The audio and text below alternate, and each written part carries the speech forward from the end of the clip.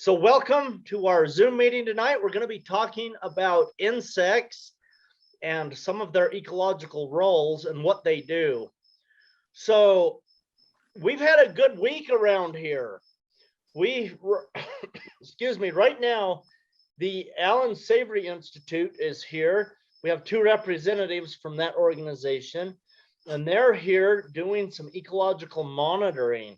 So I've been out all day long today, and we had about 6 or 7 people here. How many did we have? We had 6, 7, 8, 9. We had 9 people all together, and we went out and we practiced ecological monitoring. And what that means is we go out on the ranch to different places and we choose a space on the ranch that looks like it represent like a one large field. So we have some fields that are mostly sagebrush. We have other fields that are mostly grass. We have other fields that have shrubs and trees and grass and all kinds of wildflowers. So in each one of these different microclimates or small ecological areas, we will monitor every year. We go out to the same place, and we know it's the same place because we take our cell phone out there with a GPS, and we get the GPS coordinates, so we know where the longitude and latitude is. And then every year we go back to the same place in all of these fields, and we have about 20 places on the ranch where we do this. And then we count how many species there are, and then over time, over a decade, it will tell us if we are going towards forests and jungles in our ecological succession, or if we're going toward a desert. And we can change what we're going toward depending on our management. So the way that we manage every year, we can turn the land into a desert where it will not grow any plants, and then there is no life and everything dies, including people.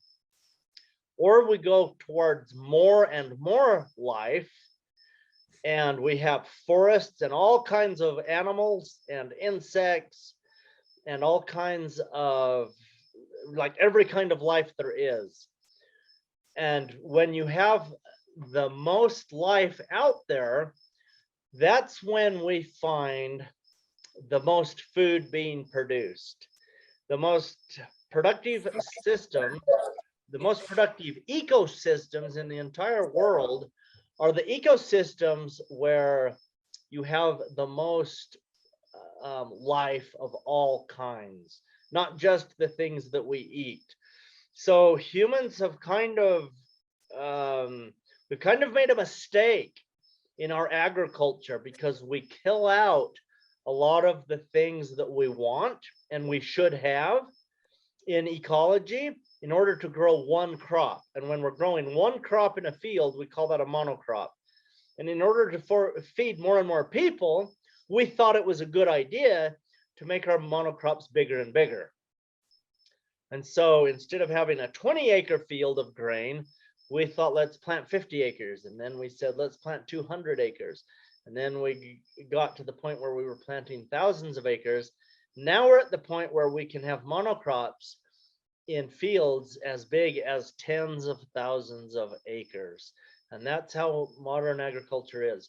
And so we can go out to one of these big fields. So we will drive a couple of miles in the middle of a cornfield or a wheat field or a soybean field or any modern food field where we're growing modern grains, modern food. And we'll go out there and we'll get out of our machine, whether it's a 4-wheeler or a pickup truck or whatever, we get out of it and we listen. And quite often things are silent out there in the middle of the fields. If the wind's not blowing, we can't hear any life at all.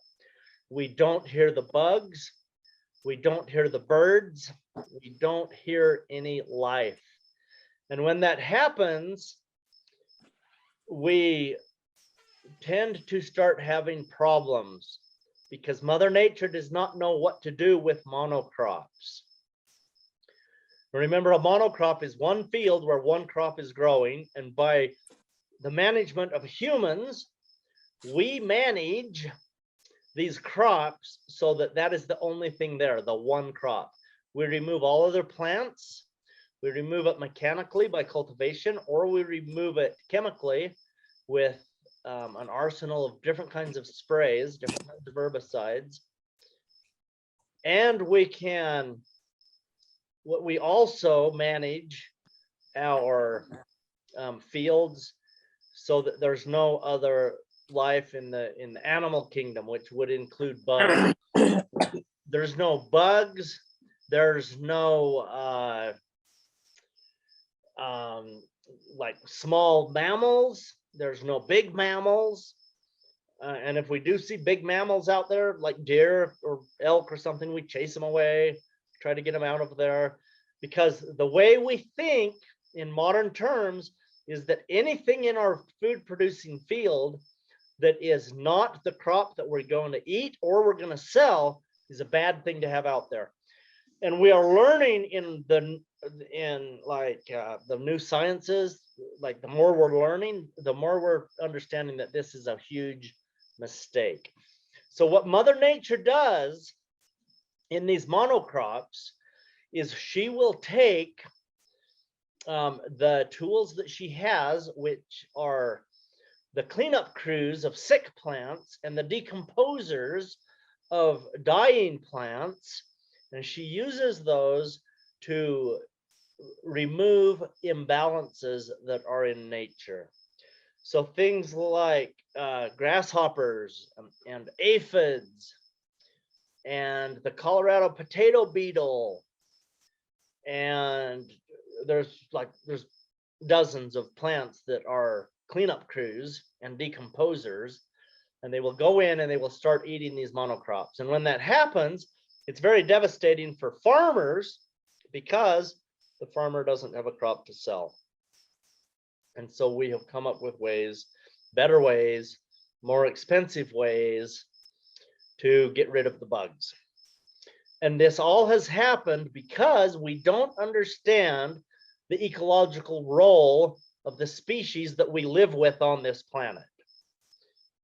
So what is the ecological role of these guys, And we're going to talk about that a little bit tonight. But first of all, what is an insect? So up here, I'm just going to point to this with my cursor, but over here I said insects. I could have said bugs because there's a lot of other things besides the actual insects that we're going to be talking about tonight. But there really are no pests. What is a pest? A pest is a label that we have given a group of bugs, different insects and other things that we don't understand their purpose. We don't understand why they were created in the first place. All we know is that when we walk out there in the field, we don't have anything to sell anymore and we're out of business, and we don't like that. And so we decided that they were pests and we have to get rid of them. Okay. So we call them pests because any pest out there, what they actually are, they're an organism that eats a crop that we wanted to eat. And if we have to make a living as a farmer and we're going to sell a crop and we're going to get $50,000 for a crop, but the bugs ate it, that makes us angry, and we think that those things are pests. And they are. I can agree with the group of people who say they're pests. I absolutely agree with that. But it is becoming harder and harder and more expensive to control pests. So what are we going to do about it? And so the reductionist science people, they are saying, well, we need better sprays. We need safer sprays for people. We need safer sprays for the animals. We don't want to kill the birds. We don't want to kill the beneficial insects. So we need better sprays. And that's what they're working on. Well, holistic scientists are saying we need to stop thinking about better sprays, and we need to start understanding the ecological role that these animals that we call pests fulfill. What do these things actually do? Why are they in nature? Because if you go into nature, you can find, let's just say you go to a place where there are like let's not be unrealistic here. Let's say 75 species in a field and it's producing a lot of food.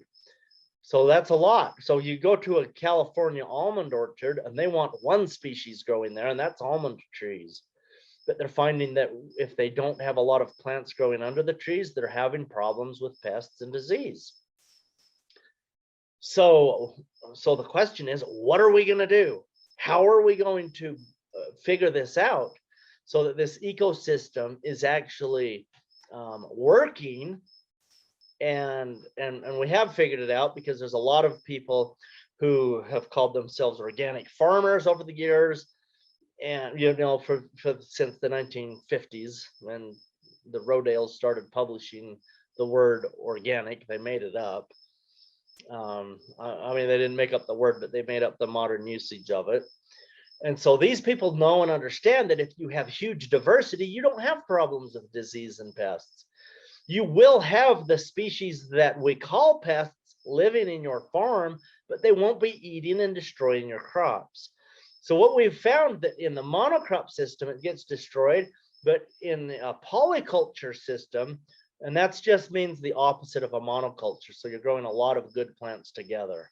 So in the polyculture system, where you have many, many, many beneficial plants growing, then you have lots of species of bugs growing, but the bugs that are there are not all beneficials. A lot of them are the ones we're calling pests, except they're not eating our plants. So why is that?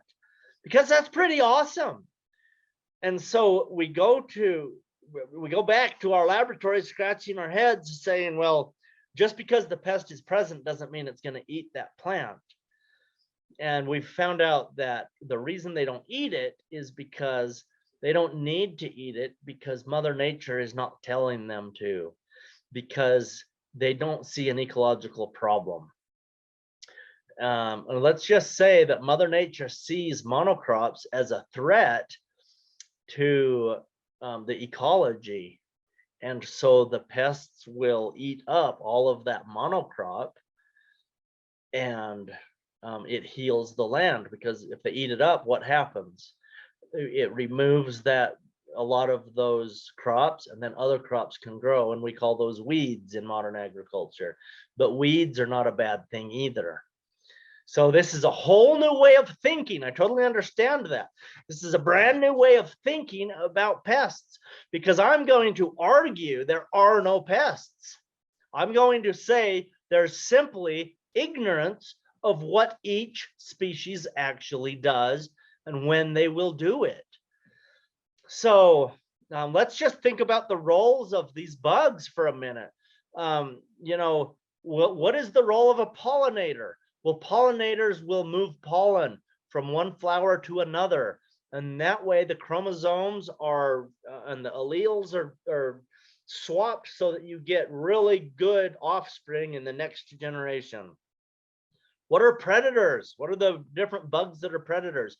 Those guys eat other bugs, sometimes each other, but usually other disease and what we call pest type bugs. They'll eat a lot of those, but really they'll eat anything out there. They usually eat it. If it moves, they eats it. But there are predators that are specific. Some predators have a proboscis. It's like it stabs like a stylet. It will stab into soft-bodied bugs, and it will suck the juice out.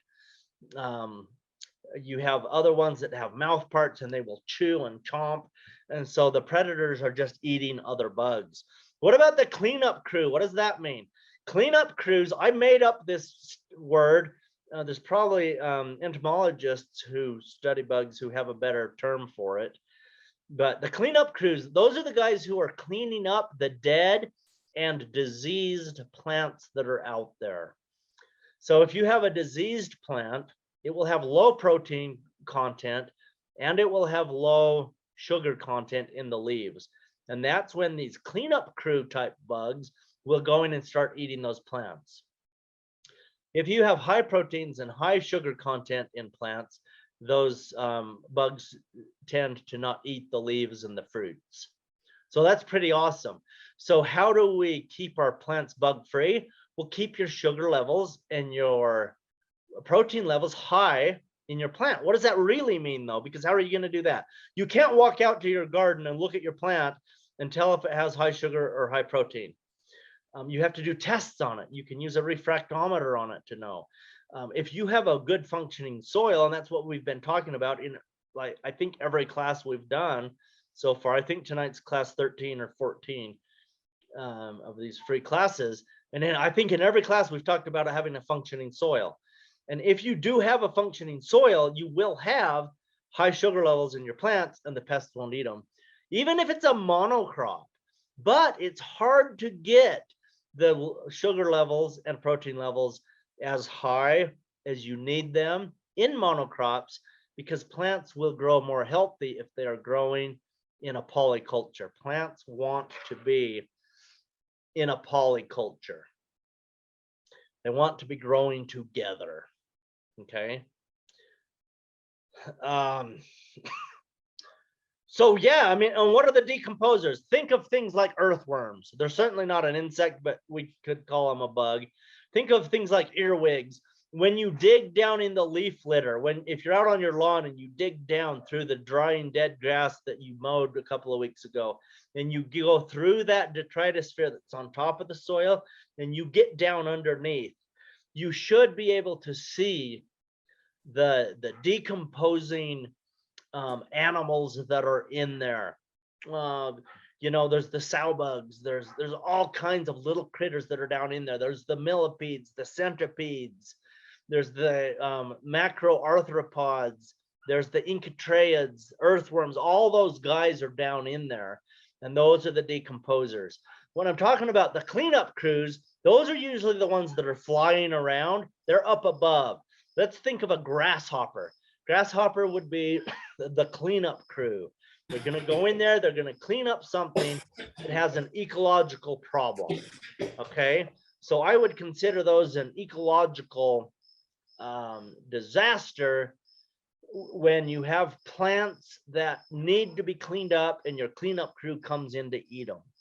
All right. Here again, this is a brand new way of thinking about bugs, but this is I mean, I'm going to argue that it's the best way to think about bugs, because I have many, many species of these bugs in my greenhouse right now, and I cannot find any significant damage at all from any of the bugs on any of the plants from any of these pest type bugs in my greenhouse. I saw a grasshopper in there it's probably been, when was it? I know when it was. It's when Brian dropped his kids off here for my class, and they're in their third week now. So it's been, today's Thursday, so the third week's almost over. So it's been nearly 3 weeks. In 2 days, it will be 3 weeks. When I went in there, I was in there with my friend Brian. We walked through the greenhouse and we found a grasshopper, a bright green, beautiful grasshopper. Normally throughout my life, if I ever was able to catch a grasshopper, I would always kill it. I'd always smash it. You know, you just smash it and then they're dead. And I thought, I'm going to do something totally different this time. I'm not going to kill that grasshopper. I'm going to see what happens. Guess what? I haven't seen any other grasshoppers in there. That's the only one I've seen this whole year. I didn't kill that grasshopper. I just let him go. I just put him on the leaf of a perfectly good plant that I want. I don't want anybody bad to eat it. I don't want no pests eating this stuff. But I left him there just to see what was going to happen. I mean, if I kill one grasshopper, it's not going to kill the population of grasshoppers. It's not like I was going to control anything if I got rid of one. So, but I just let him go just to see. Well, in 3 weeks, nothing drastic has happened. I haven't seen that grasshopper eating a bunch of stuff. I don't have a bunch of holes everywhere in plants. I've told you in other classes before this one that I've had a lot of aphids out there. Now, when I did my third course of my boot camp, when people come for a couple of days, and I try to teach them everything I know in a few days, which is, it's pretty long days. It's pretty fun. We get out there and we grow food together. And we tried to find aphids. I said, I probably have 10 to 20,000 aphids in here. Maybe I have a lot more. We went through there, and one of my students who came, she found like 2 or 3. And that's all we could find. We probably only spent 5 or 6 minutes looking, but it was significant. Well, those minutes that we were looking, we were actively looking, and I went to the spots in the greenhouse where I have seen them in mass before, but they're not there because the ecosystem is working. The currency of agriculture is life. That's an abbreviated quote from Vandana Shiva, but because I don't remember the real quote, but it's a great thing to think about. We want to encourage as much life as possible in our systems, in our food growing systems, in our farms, our window boxes, our cold frames, our greenhouses. If we're growing food, we need as much life as possible. We need all the help we can get. So what about the decomposers and the cleanup crews of these bugs? Why would we keep those? Because they have an ecological role that's very important, very, very vital. If we remove those bugs, it affects our mineral cycle. Let me go down to this. Remember these charts here? We've already looked at these in other classes, but just remember these 4 ecological processes. If our mineral cycle stops working, then we have to bring in some kind of fertility. We'll have to bring in animal manure. We'll have to bring in compost type stuff that we're making. We will have to purchase man-made fertilizers of some kind. Even if it's really good fertilizer, like ground up fish emulsion, fish hydrolysate, it's great fertilizer. But if we're growing food for large amounts of people, it becomes cost prohibitive. Last time I looked at fish emulsion price, it was like 30 bucks a gallon. This is cost prohibitive for farmers to be producing enough food to be making a living. Farmers have always struggled to make a living. We've finally got to the point now where farmers are making a real living, like a professional job, if they will live these principles I teach, and like they just need to actually embrace it and make it work.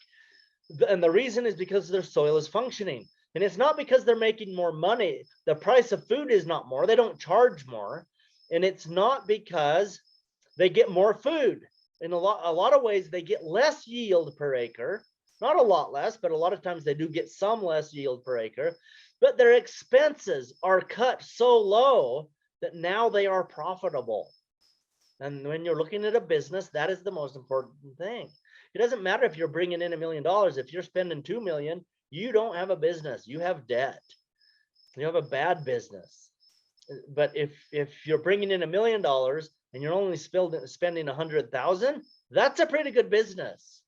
And that's where we want to get with this. So 2 more slides to look at, and I'm not going to go through all of this. Many of you have already seen this slide before, but on the right side, the answers are the same. Excuse me, I moved slides. On the right side, the answers are the same, but if we go down to the very bottom one here, one of the big problems people have with their gardens is they have bugs, and not just bugs, but they've got bad bugs. Bugs are wiping things out. So what are you going to do to fix that problem? You're going to create a functioning soil. And the very first thing to start that is you're going to add 3 inches of compost, maybe 5 inches, but you're going to add a lot of compost to the surface of your soil so that the good microbes have a home to live in. And then you're going to grow plants in it. And if you have flying insects coming in, you can cover it with tulle netting or tulle fabric. If you don't know what tulle fabric is, it's wedding dress material. It's a net. Now you can buy expensive bug nets, but don't, because tulle fabric works just as good. I ordered some on Amazon 2 years ago. I know that inflation has been a huge thing in the last couple of years, so I don't know the current prices of tulle fabric, but I got a 3-foot wide bolt of tulle fabric that was 100 feet long for $12. So it is very affordable. If you already have floating row covers, you can use those also, but they do shade your plants some. So tulle fabric is better. It will keep the flying insects off. And yes, it will also keep off your pollinators. So you're just going to have to figure that out. If you have flowers that need to be pollinated, you won't want to cover those particular plants. But things like cabbages, broccoli, cauliflower, kale, and Brussels sprouts and other things in the brassica family, they get those green worms all over them. The tulle fabric will be great. And those do not need to be pollinated because that is all vegetable material. No pollinator ever needs to get to those plants and touch them. So you can cover them with the tulle fabric. It will keep all of those guys off that are going to get the green worms on there and then eat up your cabbages. So there are some ideas about my philosophy about insects. And just one more slide here, and then I'm going to show you a fun website you can go to about bugs. If you have a bug that's killing something, I have a great resource for you tonight. So if we look at this common myth most of us still believe, one of them is that insects are pests, and I just added that in here tonight. So if you took a screenshot of this earlier, like in other free classes, you may need to take a screenshot of it again tonight because I just added that in here. But the reason people have these common myths is because, first of all, it's what we've been taught. Second of all, we've seen that there's truth in it.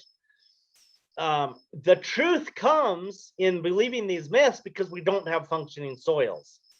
And the things that will make the cleanup crew bugs and the decomposer bugs wipe out our crops is because we don't have functioning soils.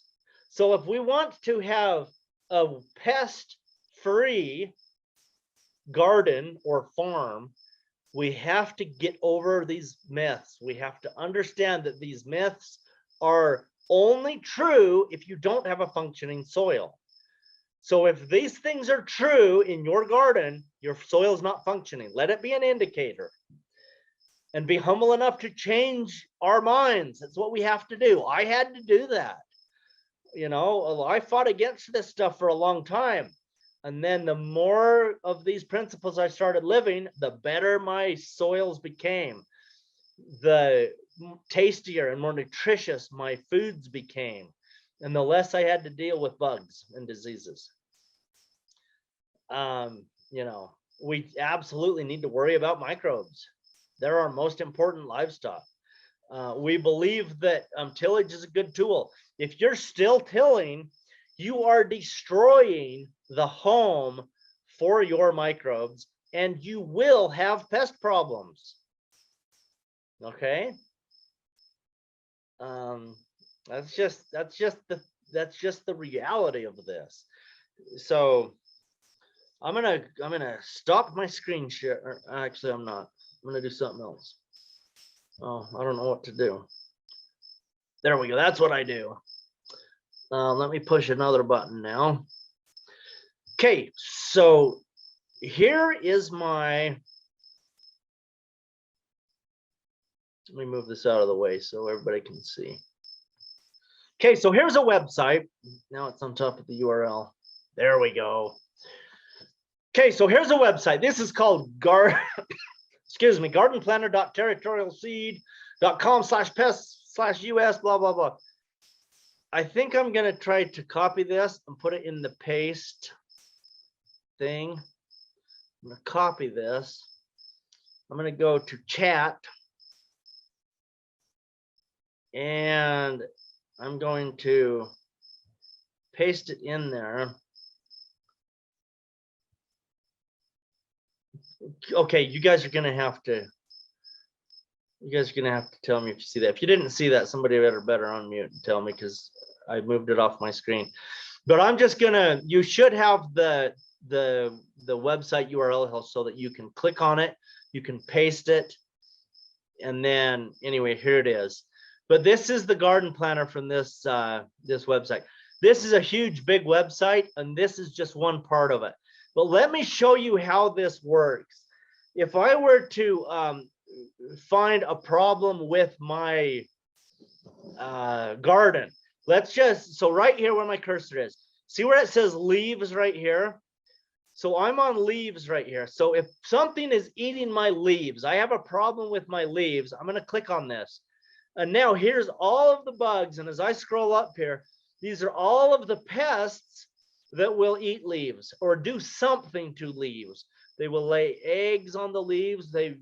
Over here is the leaf miner. If you see these channels, the leaf miner is very small, but they get in between the top and the bottom of the leaf, and they just eat out, and they crawl between the two pieces. Think of this like fabric. You got your sheet underneath of your bed, and you got your bedspread on top. They're in between eating all the good stuff.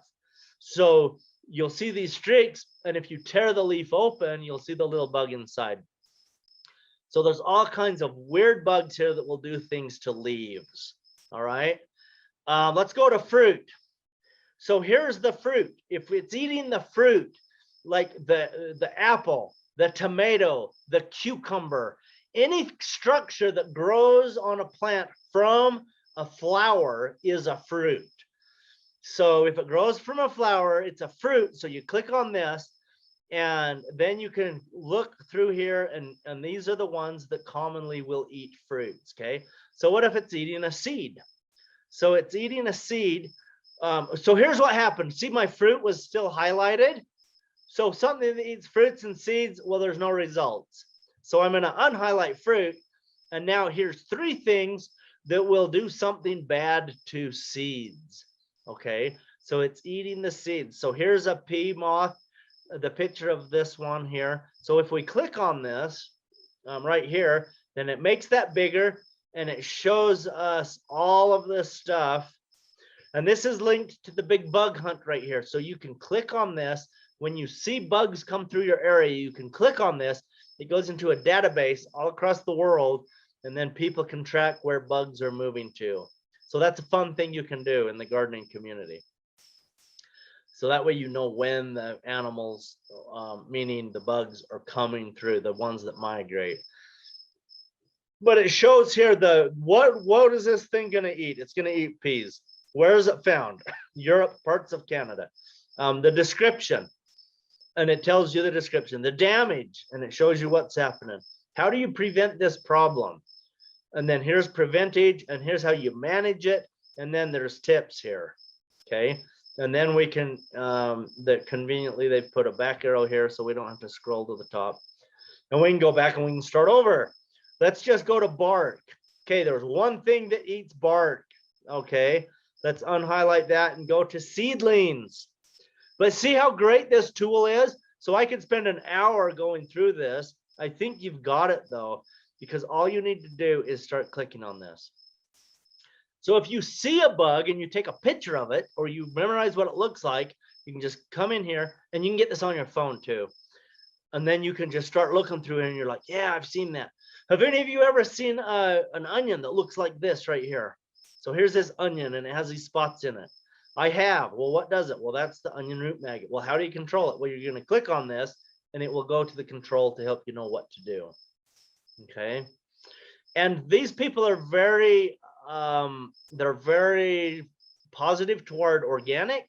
And so they will tell you all the things to use, like the tool netting, row covers, the beneficial insects that will eat these pests. So when you go to prevention, it will start telling you all of that stuff first before it tells you the noxious chemicals to use. So that's pretty awesome. That's pretty good. So here we are, and we're on pest identification, and then here you can go to beneficial insects, and then it has this whole beneficial list right here of the beneficials. And then we can click on pollinator, and it shows pollinators. So we can start learning. So if a person, I think if every gardener in the world spent 3 hours on this website and looked at it, it would be awesome. You certainly would not be an entomologist by the time you got done, but you would know way more than you know now And it's easy because it's right here in one place and we can learn what we need to know. And then the last one right there is plant diseases. And so we can go here and we can start looking. If we see a plant, let's say we have a cabbage that looks like this one, or this one, or this one, or that one. See all these brassica problems down here? And so we can see, yeah, it really looks kind of like that. Then we can click on it, go there, and start doing research. I'm going to click on this carrot root knot nematode. So here's a picture of the carrot root knot nematode and what will happen if you have nematodes in your soil. I have never seen most of these problems in my gardens, which is pretty fun because I have, I've never had a completely unfunctional soil. All of the gardens I've ever worked with have functioned to some point.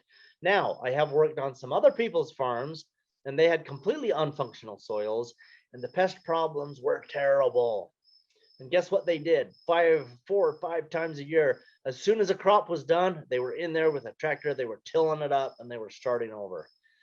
Well, guess what? There's 5 groups of nematodes. 4 of those groups are beneficial that we absolutely want in our gardens.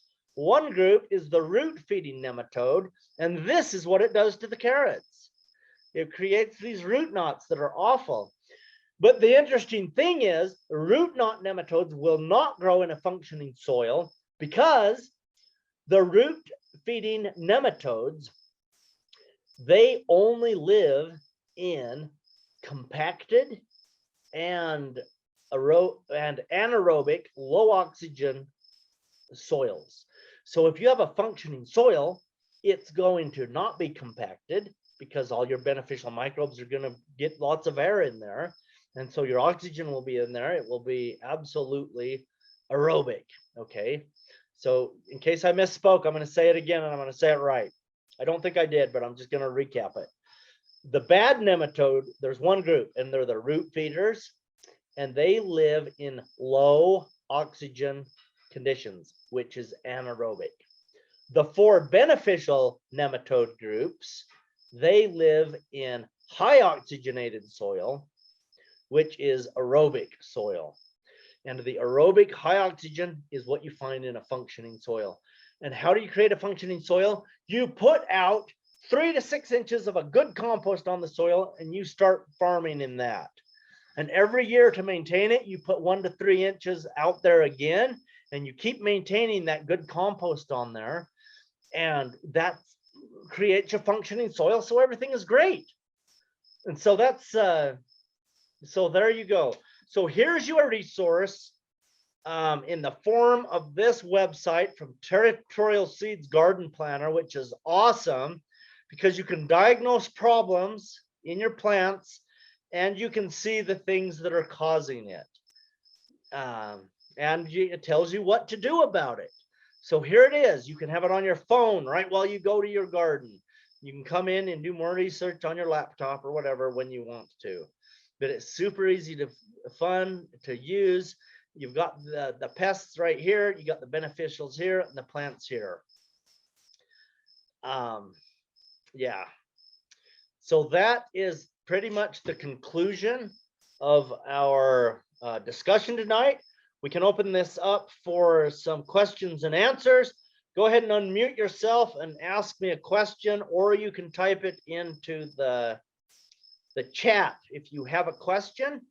And we only have a few people on here tonight, so I will answer your question. I've got some, William. Okay, Melanie, go ahead. This is Leslie. Is that okay? Sorry.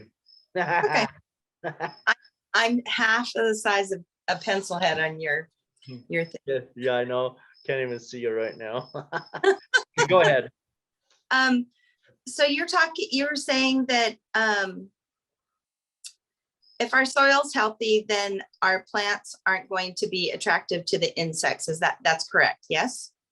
Yes. If the plants are healthy, when the insects eat them, the insects die because the high sugar protein and protein levels are toxic when the insects eat them. In other words, plants living in a healthy soil create their own pesticides, which is the coolest thing in the world. I love it. Okay. So if they are eating them, then that means those particular plants weren't healthy. Yes. Okay. Yes, exactly. If you have a bunch of plants that are getting eaten, that is an ecological indicator that those plants were not healthy. But see, modern people don't know what a healthy plant looks like. People say if it's big, it's healthy. People say if it's green, it's healthy. People say if it produces a flower, it's healthy. None of those things are indicators that I use to know if they're healthy. Okay. Well, I've got a question. So I was asking all those to get to my real question. Okay, so, we are dependent upon the seeds that we're planting. And so is there just a certain percentage when we're getting going before we're using our own seeds that aren't going to produce healthy plants? Does that make sense? Yes, but yeah, so that's a great question and a complicated answer. Let me try to keep it super simple without going off on lots of tangents. The genetics in the seed that you plant are created, I shouldn't say created, they are adapted to the pests and the disease and the entire environment where they were grown. Yeah. Okay. So yeah, if you're buying seeds from a seed catalog, which 99% of everybody does, you're probably getting that seed from the Willamette Valley of Oregon, unless it's a mom and pop type seed company. But see, 15 years ago, there weren't any. In the last 15 years, maybe 20, there were a few starting to start up. In the last few years, like 20 years, whatever, there's new companies starting up because they got sick and tired of that. And they said, well, we just have to start a seed company in our own local area. And so there's the Rocky Mountain Seed Alliance who's doing this type of thing. There's the Snake River seed people who are doing this type of thing. So where you're living, coming from northern Utah, it would be a great thing to start getting seed from Snake River Seed because they're local Rocky Mountain seeds. They've been being grown in the region where you live and I live. And so that'd be a good seed company because they're more adapted to the conditions where you live. So I mean, here I'm going off on tangents now, but yes, it's gonna, if you are saving your own seed, your seed will adapt to the conditions where you live. You have to be careful on what you are selecting for, because if you are babying that plant to get it to grow, and you're fertilizing it every week, and you're protecting it from the wind, and you're protecting it from the bugs, then you do an excellent job. Let's say you're out there 14 hours a day protecting this plant because it's the last seed in the universe. Well, it will adapt to your actions. And so for you to be able to grow that crop, you're going to have to do the same thing every year to that plant, because it is adapting to its environment. And if you're out there that much, protecting it that much, it adapts to those conditions.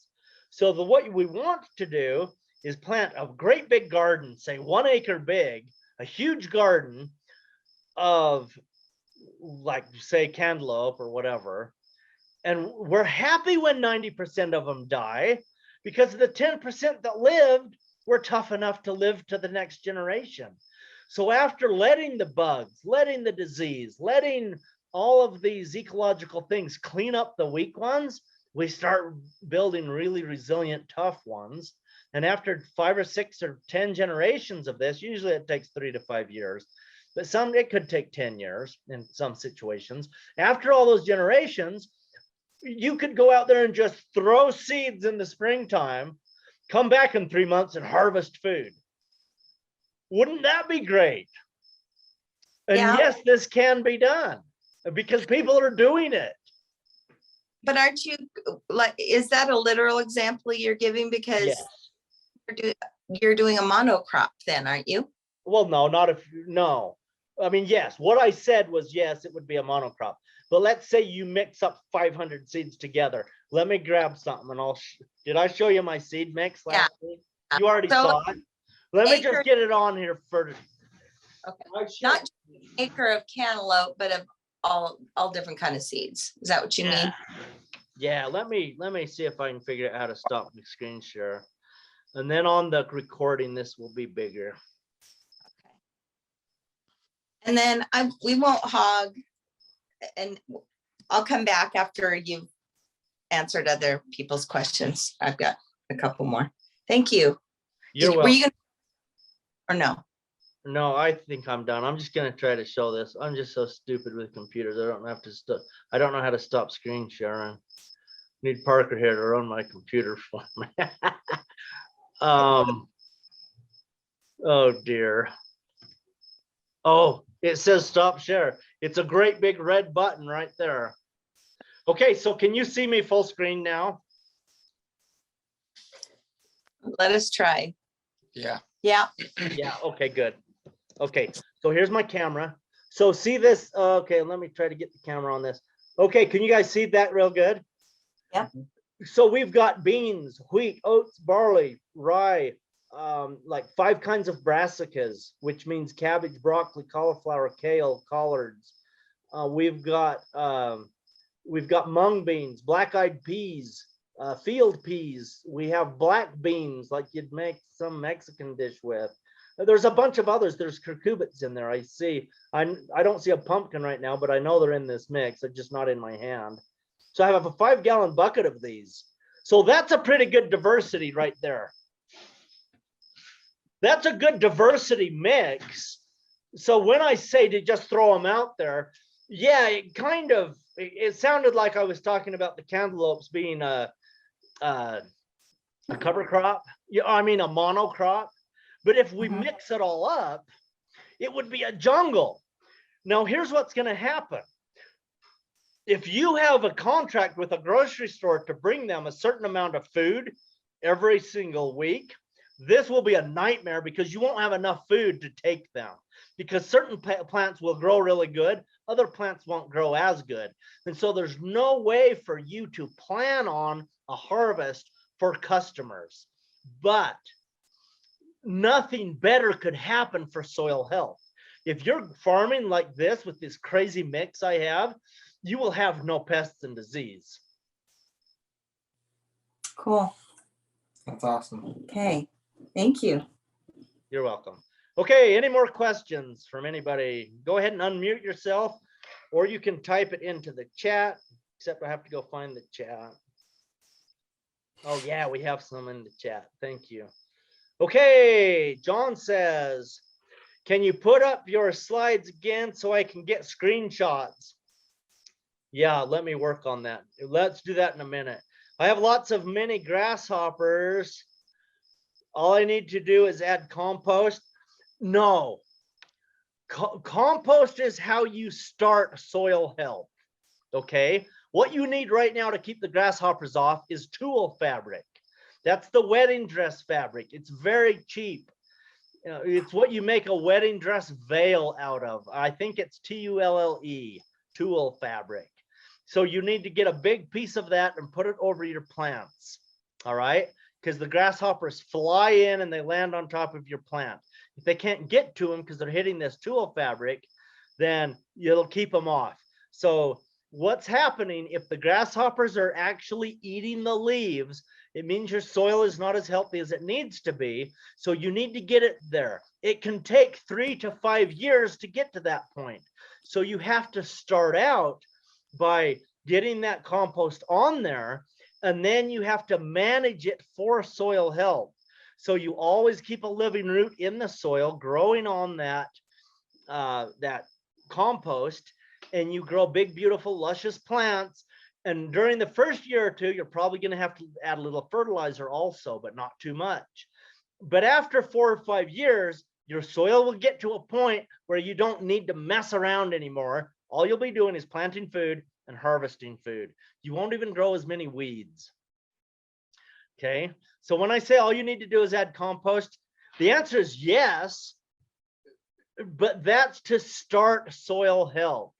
The problem is nobody ever starts it because it seems complicated. It seems like they've never heard of this.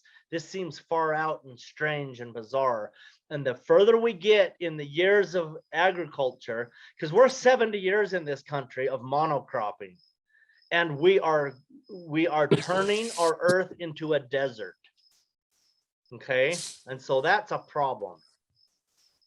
You know, and I'm not saying it's a problem from some political left-wing whatever political platform. I'm saying it's a problem because there's food scarcity, there's food nutrition problems, and there's all these other really practical problems. Farmers not being able to make enough money because the expenses are so expensive. Okay.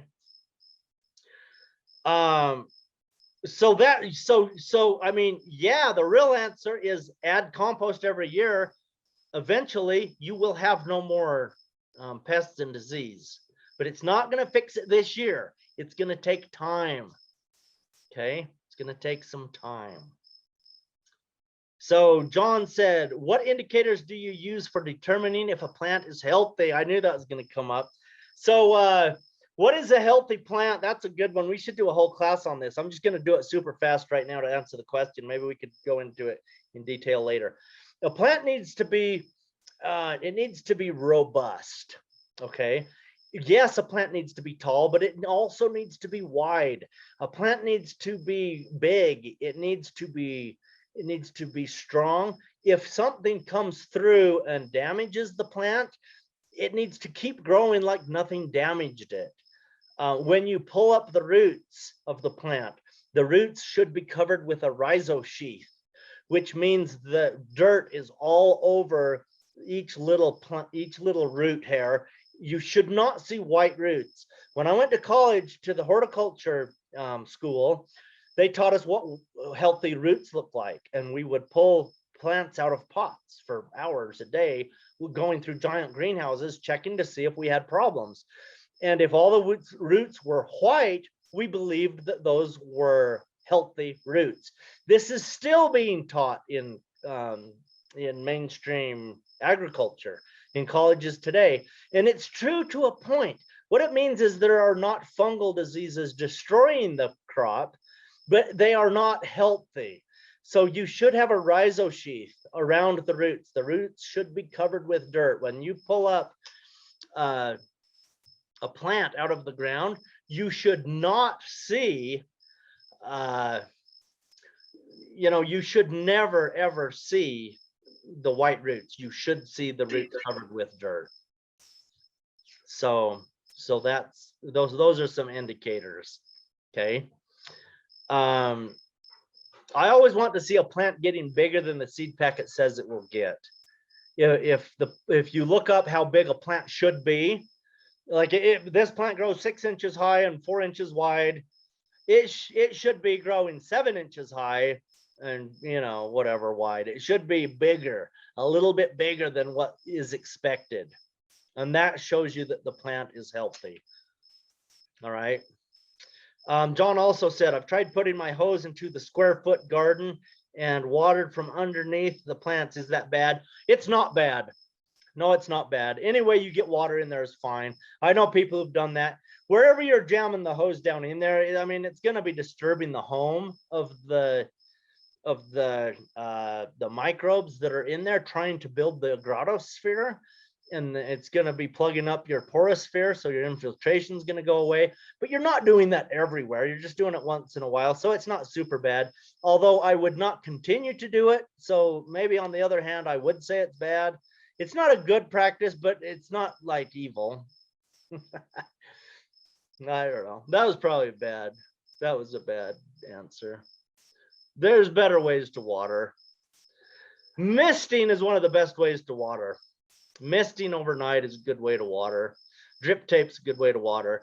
I'm worried that you're having to do that. If you're spraying the top of the soil, and the water is not going in at all and it's running off. You have zero infiltration. It sounds like that comes, like you see that in commercial potting soils all the time, because you have no agrotosphere, because the microbes haven't made it yet. First and second year gardening is always horrible. It's hard. It's the hardest time to grow food. So people often say, oh yeah, I want to get a garden going. Well, have you gardened in the soil before? Never. Well, you're going to struggle for 2 or 3 years until you get your soil functioning. But once you get it functioning, I mean, 90% of the work you used to do won't be there anymore, and it will be an absolute joy. If you have plants that have problems, what can you do? Melanie, what kind of problems? I mean, that's like saying, you know, I don't even know. I don't know how to answer that, Melanie. Hopefully you're on a device where you can unmute and we can talk about this a little bit. What I was talking about was when you were showing your slide there of all the different problems that you can have with fruits or vegetables, and you see something, it tells you what you can do. But I'm just wondering, obviously it's got a problem, which is why it's there. Okay. So yeah, that was more my question, rather than just dealing with a particular bug or something, or nematode or whatever. Yeah. Okay. Yeah. Thanks for the context. Okay, I just hit my screen share. Can you guys see my screen again? Yes. Okay, John, here are my slides. Let me see if I can figure out how to show them to you. Let me mess with my computer for a second so you can take some screenshots. Okay, let me go. Okay, that was my first slide I had tonight. Let me move my picture off. There you go. Get your screenshot and I'll go to the next one. So Melanie, the thing is, Got it.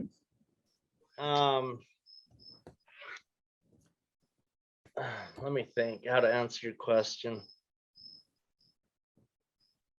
I'll just tell you what I do. When I have a plant with a problem, I pull it out and I compost it.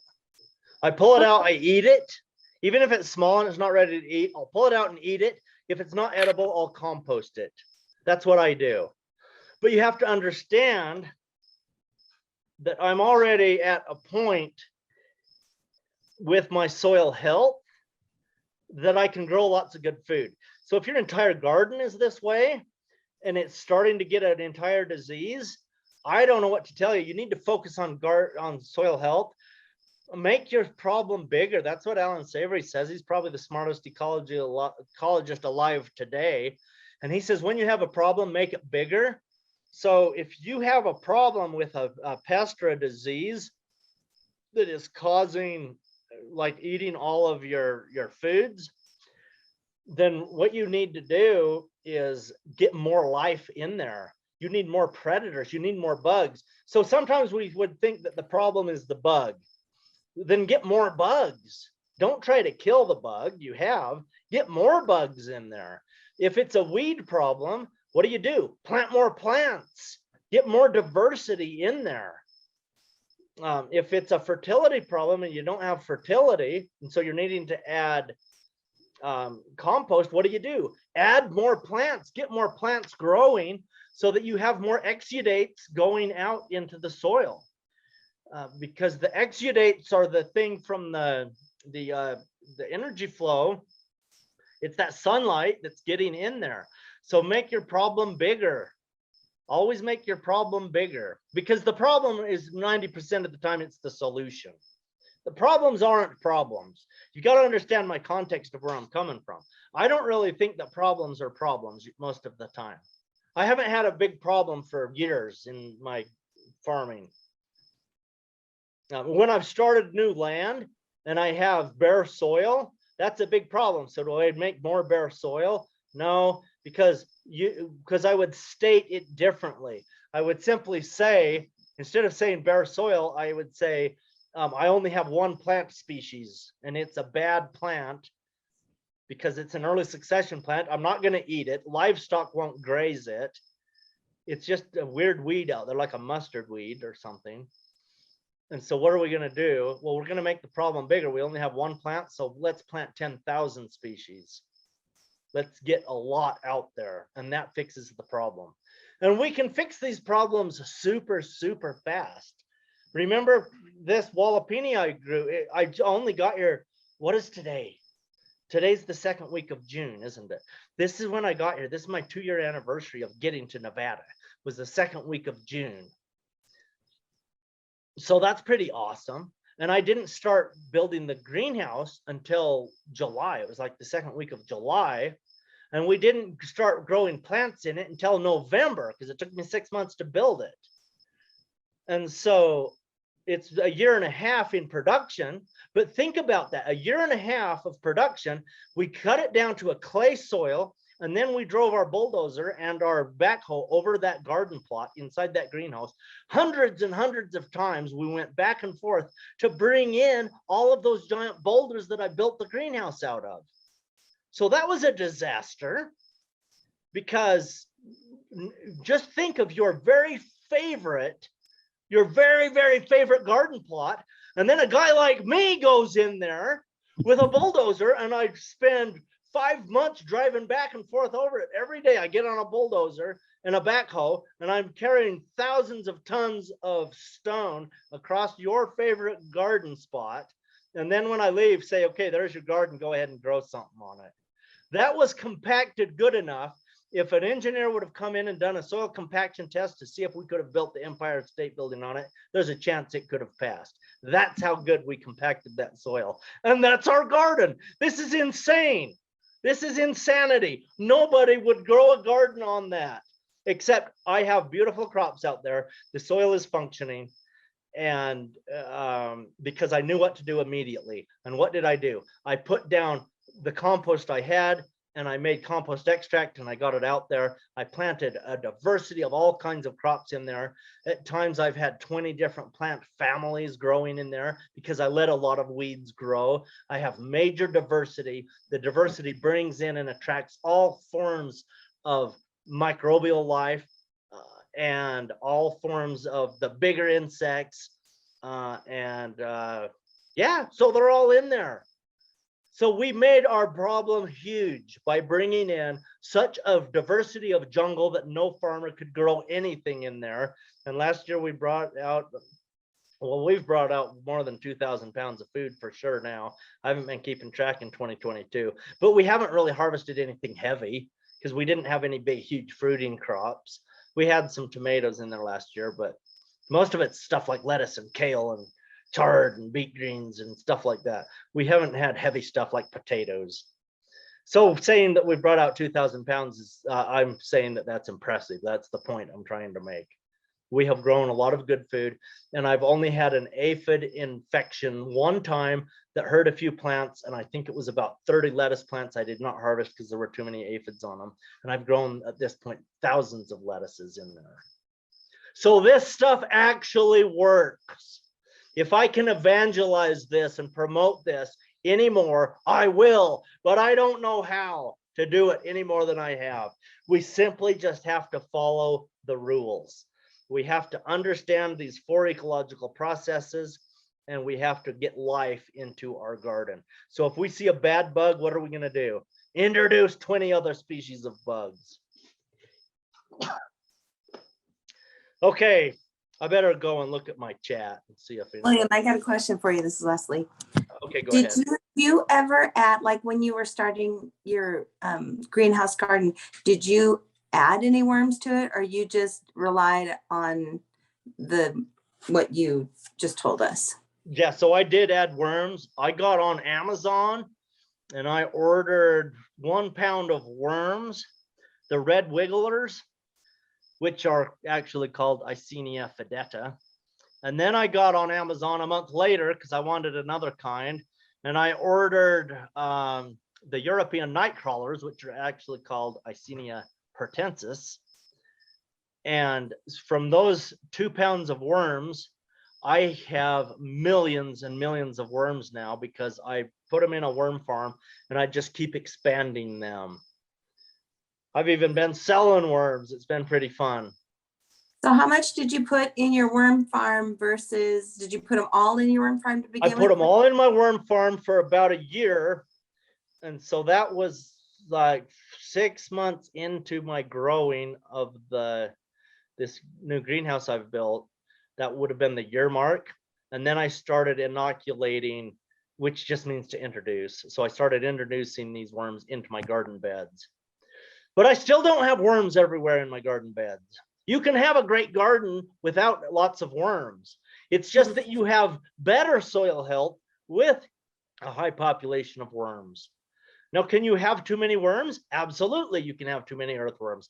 But that's what robins are for. That's what voles and moles are for. All these little critters that eat worms. Bobcats eat worms, believe it or not. So there's all these weird animals that will eat worms. We have to have the predator-prey relationship. If Like we, that toad in your greenhouse, what's that, Parker? like the toad that you had in your wild Yeah, greenhouse. that you saw my toad video.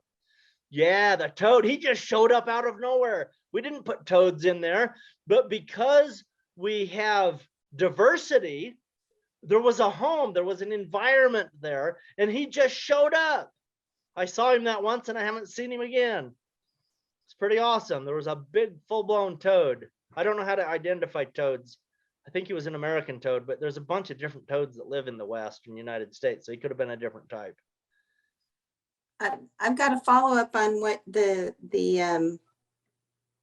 your animals, I don't know what you call them, I can't remember. I can't, but the bobcat and the robin and things like that. Yeah. You can get that kind of thing if you're growing in greenhouses. Yeah, I mean, if you open the door, of course, you know, a herd of cattle could come in your greenhouse too. So there's a point where you want your diversity to not be too diverse. Obviously, you know, I mean, the whole point of this discussion is we want to protect our crops. So we have to have sense about it. We have to be smart. But well, we could have a gate and then the open air above the gate, and that would allow birds to get in. So yeah, I don't know if I really want a bobcat in my greenhouse. Come on, it'd be great, Leslie. Wouldn't it be cool? Oh boy. Okay, I better look at this chat and see if I've got more questions on here. Many grasshoppers, one indicators. So that was it. I think we've got through all the questions. Anybody have any more questions? I do. Let's do it. So Okay. actually, there are several questions there. Ones that I haven't read. Is that true? Well, I posted. Yes. I gotta go back. I thought I went and find through my them question. all. I have lots of mini grasshoppers. I talked about that. What indicators do you use? I talked about that. Okay, I put it in my hose. it didn't post. Okay, so our square foot garden has mushrooms growing in it already. Oh, that's good. That's good. That yes. means your mineral cycle is working. Yeah, the drip irrigation holes are only every 6 inches on the tubing. And so it doesn't reach every area of each square. And that's why John put the water underneath. Yeah. But he didn't realize that I planted seeds on top of it. But anyway, for example, a few onions planted 3 weeks ago look like they did when we planted them. And so they're not getting water to them, obviously. And so I'm just wondering, you don't do drip irrigation, but I'm just wondering if there's a different way we can reach every corner of every square foot. Yeah, you just got to get more drip lines out there so it's covering everything. I love drip irrigation. I think it's great. I have drip irrigation in my greenhouse and I have sprinklers. I have both. Okay, do you have the drip irrigation that actually emits all along the tubing every No. inch, or do you have the kind that's every 6 inches? Mine's every 4 inches. 4. Yeah. That would be better. Do they even Well, the sell- thing where is, do you get that? even I've used it before that it emits every 12 inches and it still is fine. You just have to leave it on longer. Okay, ours is only 6, every Yeah. 6 inches. Just try leaving it on longer and see if it won't soak out and percolate out when you Okay. need it. And Of course, then if you're in town and you're paying for water, maybe that's a problem. So it's we're on irrigation now until they shut it off in September. Yeah, okay, good. Okay, and then speaking of weeds, do we just cut off the tops of the weeds on very tall weeds that are on a rock hill growing around our trees? We've got some that are, I don't know, how tall are they, John? 3 feet high? They've got little yellow blossoms on the top. They haven't gone to seed yet. So he just cut the tops off, thinking that we should keep the roots there because that- it's going to give some nutrients to the Yeah. soil. Is that That's we what I do? like to do. Okay. I like as many. In Right. fact, yeah. So if you have 2 or 3 species of weeds, make your problem bigger or under your trees. Plant 50 things. Go get a wildflower mix. So Okay, get a honeybee wildflower mix or a pollinator mix, so that you're getting, so that they're not just like real weeds that are like Yeah. noxious and ugly and your neighbors hate you or whatever. Plant something that's beautifying. That, you know, and that's a good way to we've got, on the hill, we've got little white flowers. Well, they're about an inch. I don't know what they are, but we've got some wildflowers, it looks like, on the hill now too. And then grasses that are pink. And so things are growing, but I guess the whole point now is to cut the tops off before it goes to seed. Yeah, if you don't want them to reproduce, cut the tops off. Okay, I mean, leave 2 or 3 branches on the bottom. And if the branches on the bottom are putting out seed heads, it's time to remove the entire weed. okay. And so then now, what's the best way to incorporate the mineral cycle on the hill? Cover it with compost so that the microbes have a home. You have to cover the soil with compost so that microbes have a home. I could repeat that 5 more times and not feel bad at all. Okay, And obviously water it, you know. The mineral cycle doesn't work very good without water. You've got to think of your microbes as workers. Okay, they are your employees. You have a business and you have 40 million employees in every tablespoon, and you're not going to water them. Well, they're going to die. So you need to water them. They need food and water. So the compost you put out there is a food source. The living plants that are growing from that tree and your wildflower mix on this hill, those roots are going to be putting out the exudates. That is another food source. And then they need water. And if the ground's covered and they have food and water, they will work for you for free instead of. okay. Well, I guess our big issue is that there's a lot of feet between our lowest terrace. Well, it's really high. Our second terrace and the trees that are way down at the bottom. There's a whole bunch of rock and wildflowers or whatever growing in between, and no way to get water to that area. Okay. So do you have is it too big to cover it with compost? We have to get a whole bunch of truckloads of compost in. We could start small, I guess, and do some areas. Okay. If it's too big of an area to put compost on, then grow the compost in place. That's what a cover crop is. What do you mean grow the compost in place? Grow plants and just let them die. Go out when they get tall, go Oh. out with a weed whacker and leave them there. When the leaves fall off at the end of the year, you leave them there. That's why they're called leaves. You're supposed to leave them. That's a quote from one of my good buddies that lives in Tucson. I got it off his TED Talk.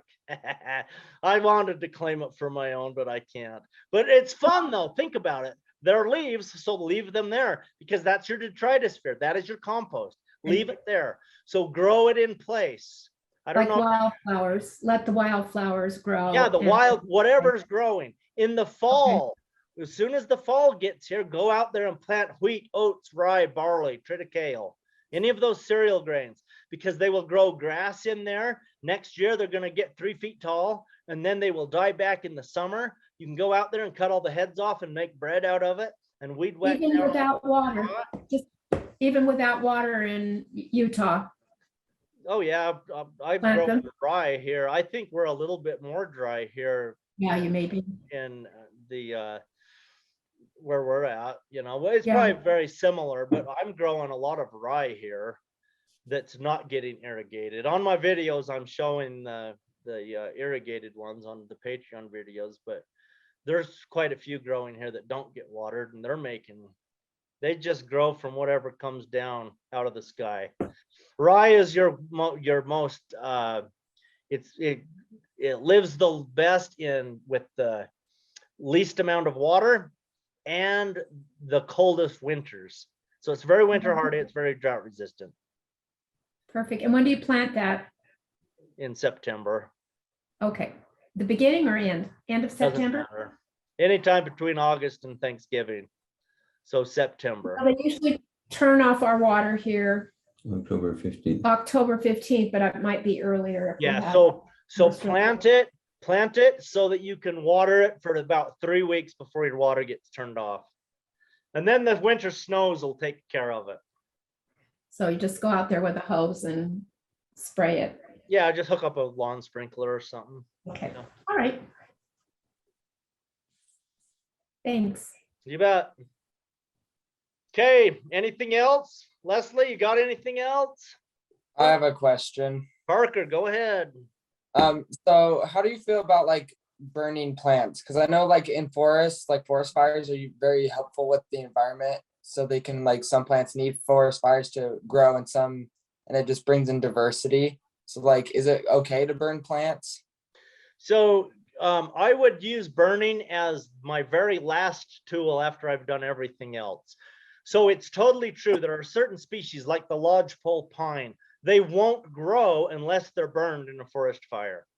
So yeah, I mean, nature figured that out. And so a forest that doesn't burn for 90 years, it'll have 90 years worth of seeds in the detritosphere. And when the forest fire goes through and burns it, it opens up all those pine cones and they start growing and they grow a new forest. So yeah, ecologically, fire is a great tool. But for me, I would not do it because it's removing the food source from my very most important employee, which is the microbes in the soil. So I would never burn. I would always try to get that any plant material that's left, just get it as flat on the ground as possible. You would roll it down in bigger agriculture with a roller crimper. In a small garden situation, just gather that stuff up and compost it. Okay, thank you. You bet. I have 3 questions, William. Okay, go ahead. This is an insect question. So you talked about the cleaner uppers and the the predators. So are things like tomato worms and potato bugs, are they going to be cleaner uppers? Yes. Okay. Now, what about cutworms? Do they actually come from flyer predators or? Yes, yeah, they fly in. The Okay. adult stages fly in there. Yeah. Okay, I did not know that. So the tool would eliminate, you wouldn't have to do cut collars or anything like that if you're doing a tool over the. Not necessarily, because they will, the cutworms are tricky. So there's different species of cutworms and they may have different life cycles. So what I'm telling you now may not be totally true for all of them, okay? But for many of them, those worms that are in there, because they're barely under the soil, but the eggs are laid and a lot of them will overwinter in the soil. And then when you get your garden going in the springtime, that's when they begin to grow and hatch, and then they're doing their thing, killing your plants. And then they become an adult and then they fly away in the summertime and they lay more eggs that overwinter. So if you have cutworms, you're not going to keep the adults off from this year's plants because they're already in the soil in a larval stage. But here's the deal. You mentioned like a cardboard or a paper ring around the plant, right? Right.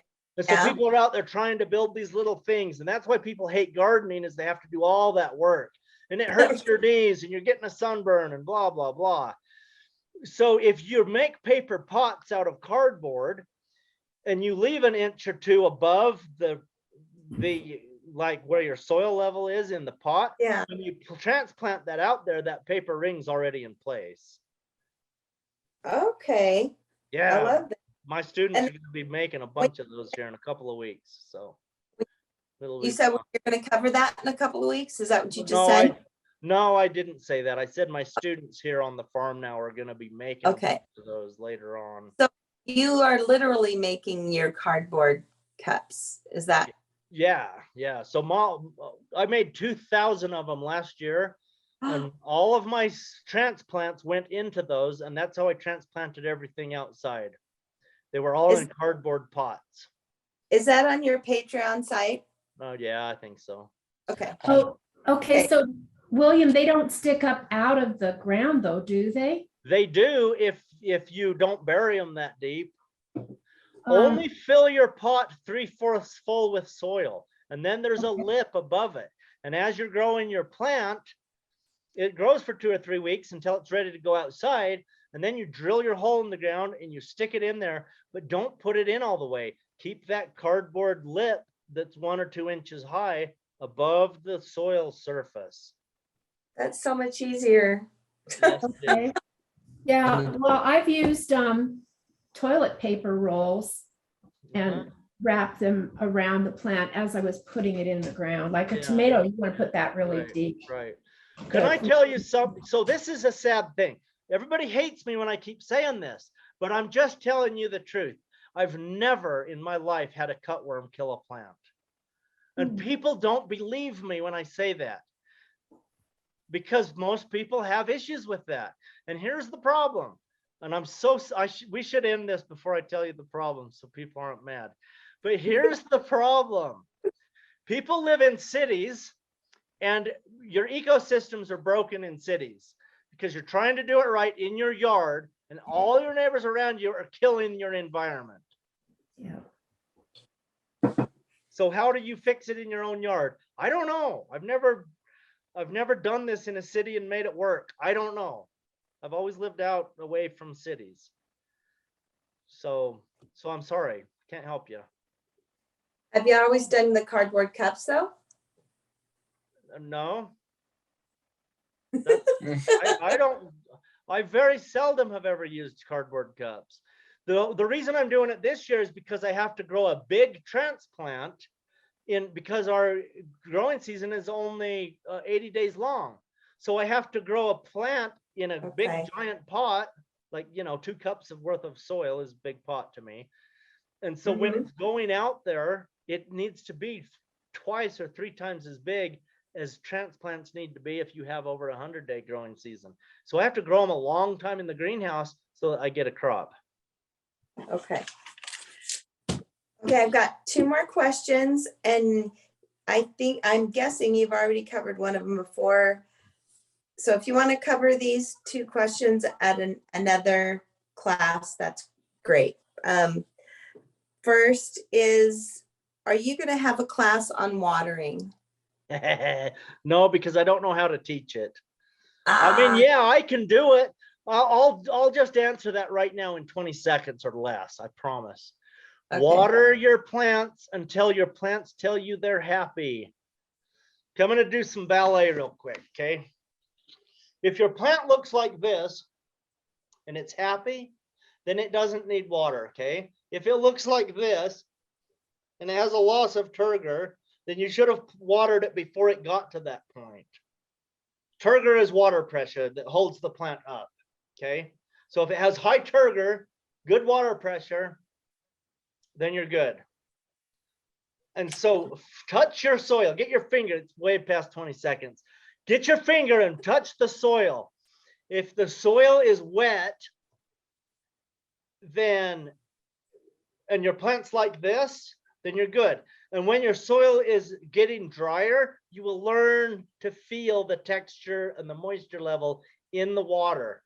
And as soon as it goes like this, you should have watered 12 hours previous. I don't know how to teach watering. People ask me that all the time, and I don't know how to teach it. If you water an unfunctioning soil too much, you'll get disease. If you water an unfunctioning soil not enough, your plants die quickly.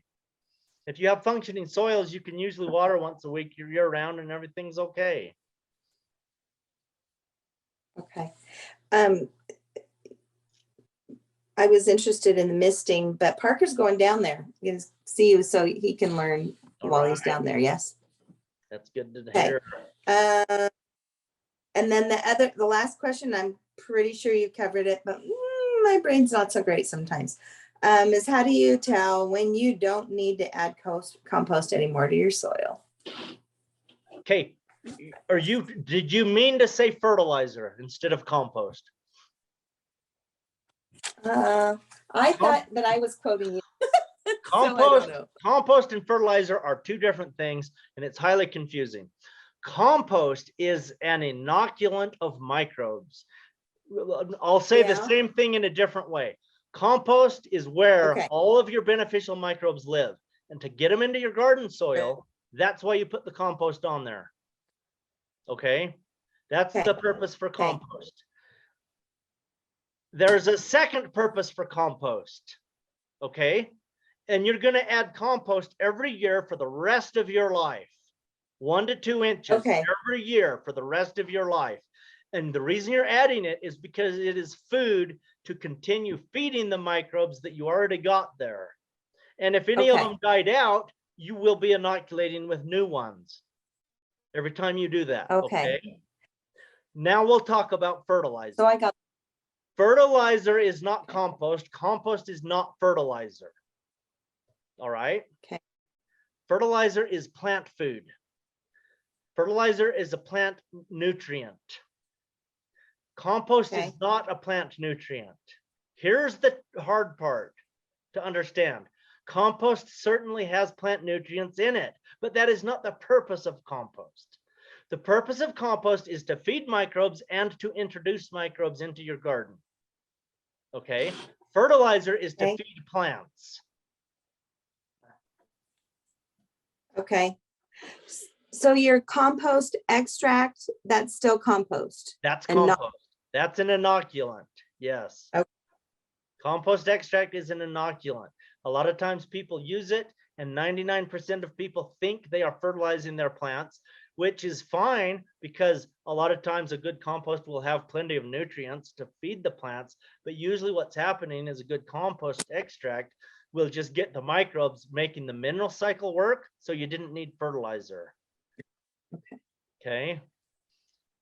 Now, back to your original question, Leslie. You said, how often do I need to add, or what did you say? How often do I need to add compost? What you meant to say was how often do I need to add fertilizer? Because what I have taught in previous lectures is, maybe even tonight I mentioned it, in the first 1 to 5 years, you will need to be adding some fertilizer as a plant nutrient to keep your plants growing until you get your soil functioning.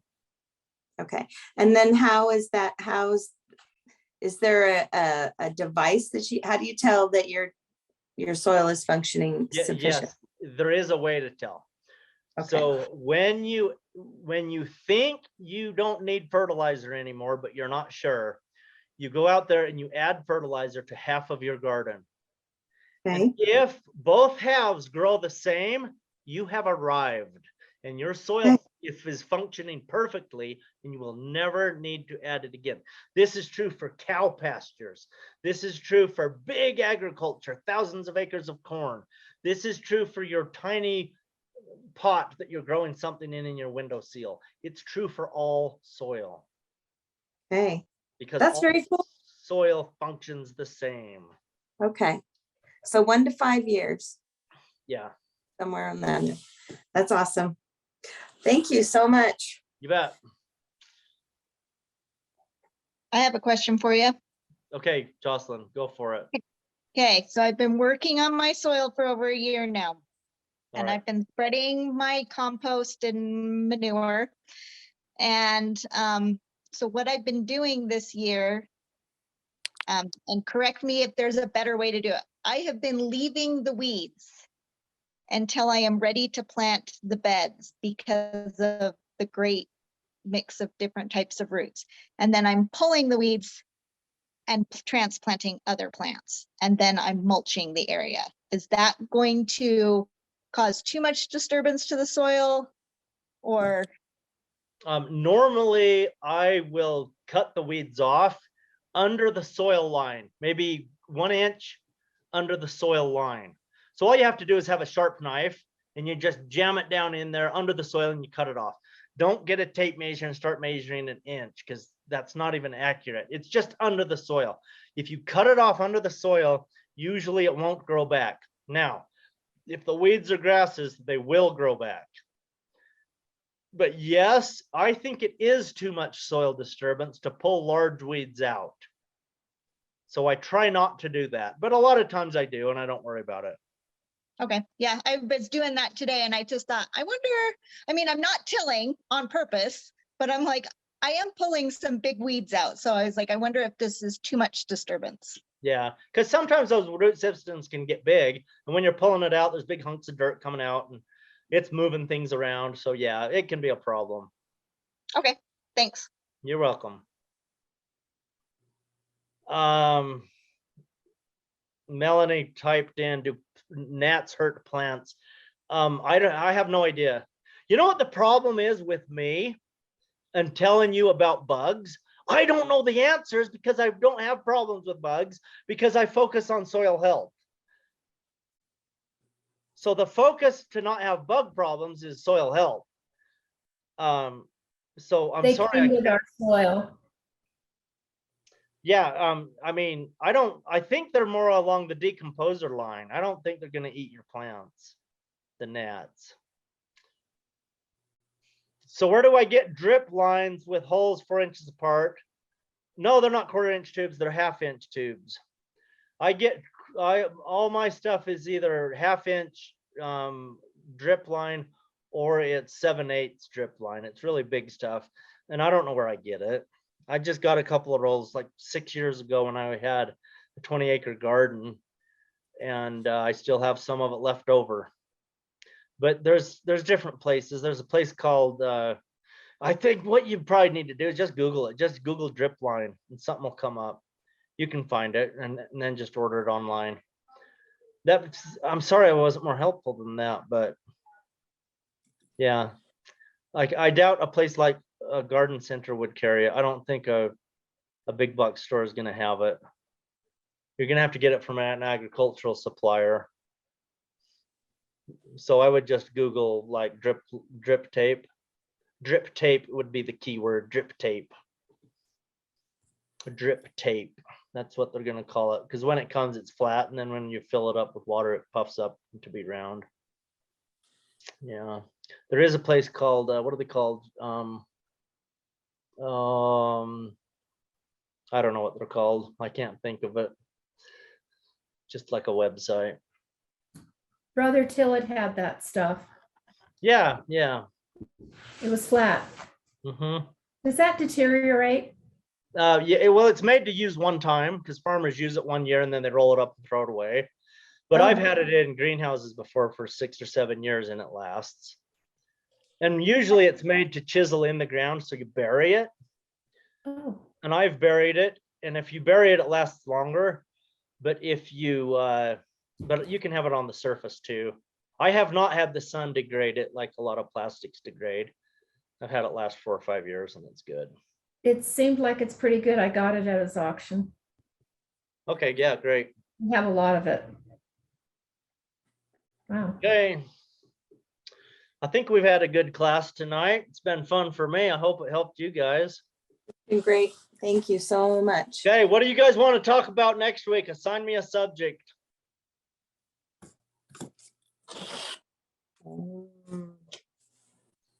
John requested bugs for this week, so that's what we did. I put it on Facebook a couple of weeks ago. Some of the people who can't get on this time. How about succession planting? Like what is good to plant after other things? Oh, like crop rotation type thing? Yeah, because my cool weather crops, I'll be harvesting those, and then yeah, just ideas on what follows what. Succession. Okay. Let's talk about companion plants too. Okay. Both of those are good.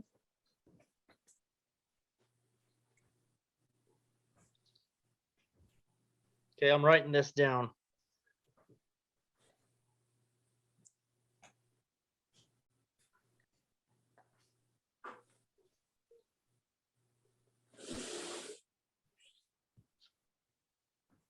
Okay, got it. That's what we'll do next week. We're going to talk about what to plant after what and companion planting. Okay, that'll be fun.